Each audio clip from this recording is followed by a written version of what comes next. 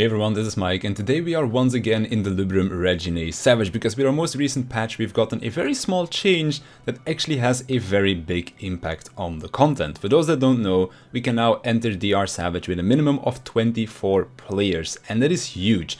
The main reason as to why I see a lot of people struggling to prog DR Savage is because they just can't get the manpower together for it, and for groups that have already cleared, not everyone is interested in running it multiple times, so people start to leave, they need to be replaced, etc. So now being able to enter with only 24 people is amazing. It's also worth noting that this 24-man size is just the minimum requirement, and you can also enter with just about any number higher than that. Yesterday's run that I attended was a 32-man run, for example, which you're also seeing gameplay of in the background, but I'm going to be doing the explanation below as if you were running with 24 players, as that is where you will have the hardest time clearing this content, and anything above 24 players will just make things easier.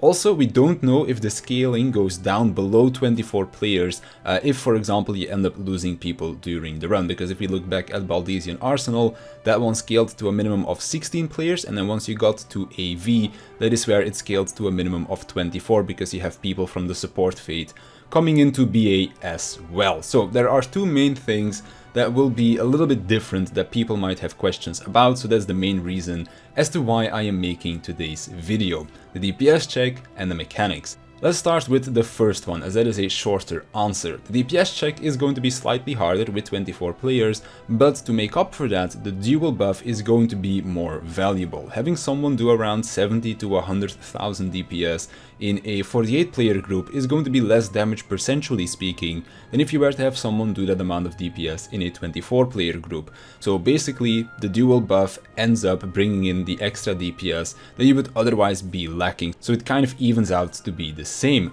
But if you do end up failing the duel, then it will most likely be a lot more punishing, as you're not only losing a player, you're also losing the dual buff, and that is all going to make things harder on the DPS check, because as I mentioned before, we also don't know if the scaling goes lower than 24 players. So if you were to lose the dual buff and the dual player, you're now doing it with 23 players scaled to 24, because of course we don't know if it goes lower than that.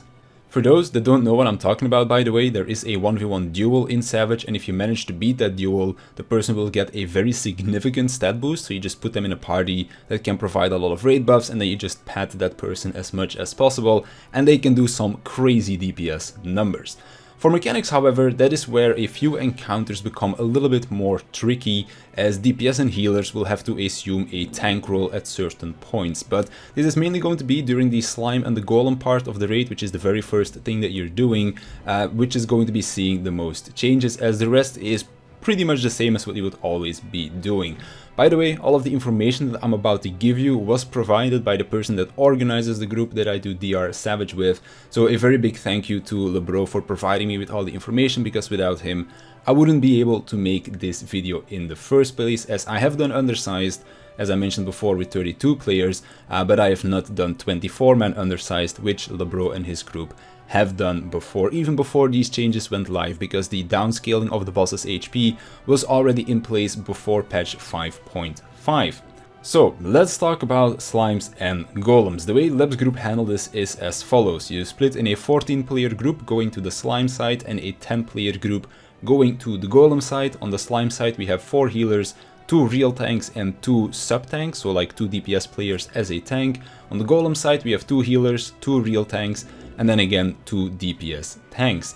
As for how it works, on the slime side you have your 4 tanks, DPS tanks or not, take the assigned slime wave to the assigned rooms. You have 4 healers that will be pulling in the green slimes from the middle to feed into the big slimes that are in their corresponding rooms, and then there will be 4 other players that will be pulling out the red slimes from the rooms, and then you still have 2 DPS left over that can use Flare Star to kill the red slimes north and south. Of course, if you have any more players than just 24, you can just add +1 to each side to kill ads faster and just to bring some extra DPS. On the golem side, our real tanks will be taking a blue and a white golem. You will need things like potion kit and med kit for the bleed to keep yourself alive here, so definitely bring those with you. Our fake tanks will be taking the green and the red golem. Again, these people will need potion kits and auto potions to keep themselves alive, and the red golem tank will also need mana wall for one of the mechanics of that golem. The healers will also need auto pots and potion kits here, as they are going to be trying to do DPS as much as possible, so they won't really have time to heal themselves, and then you just have 4 leftover DPS players. The order in which you kill the golems is as follows. You kill the blue one first as fast as you can, and then once that one is dead, the tank from the blue golem goes over to the green golem to free the DPS tank that is tanking that one at that moment, and then you just kill the green golem as normal. Whilst you're taking care of the golems, the 2 healers are going to be tanking the small adds both north and south. After the green golem is dead, the tank that was tanking the green golem can go over to the small golems to start tanking those, and then you have one of the DPS grab the ones at north side. Next is the white golem. You get it to about 35% and then you burn it down during the metamorphosis cast. And then last but not least, the red golem, you do it like normal as well. You get it low, around 15 to 20%. You pull it onto the platform, and then the DPS that is tanking it uses mana wall as to not die to the golem's auto attacks. Outside of this encounter, not that much changes. On the chess piece encounter, you might have 1 DPS take care of a tank mechanic that you would otherwise use an invuln for. Things that you would normally invuln are, for example, the turrets and the aura orbs towards the end of the phase. But for the turrets, you can kind of do a cheese where you just burst down one of the turrets. You have the whole group focus that one turret so that they never actually cast the attack that requires the invuln. And then you can just like have your other tank take care of the second turret.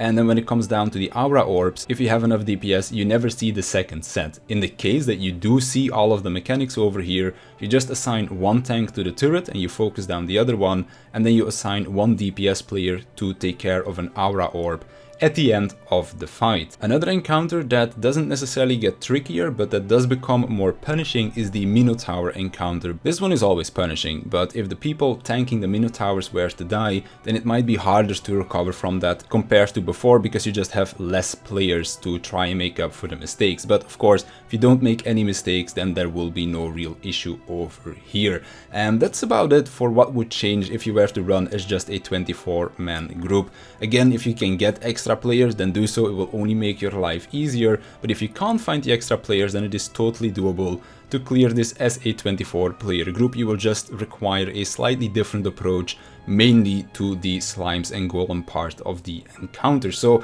that's pretty much all the information that you need. I'm a very big fan of these changes, as it's not only going to open up DR Savage to a wider audience, because you now just need less players to fill a group, but it also makes things a lot easier for people looking to do re-clears, as you just don't need to fill a full 48-player group anymore, and you can just make do with the amount of players that are up to do a run. So again, a very big thank you to Lebro for giving me all of the information so that I could get this video out to you guys in the first place. And that's gonna do it for me. So I want to thank you for watching. I want to thank my Patreons for their support, and I'll see you in the next one.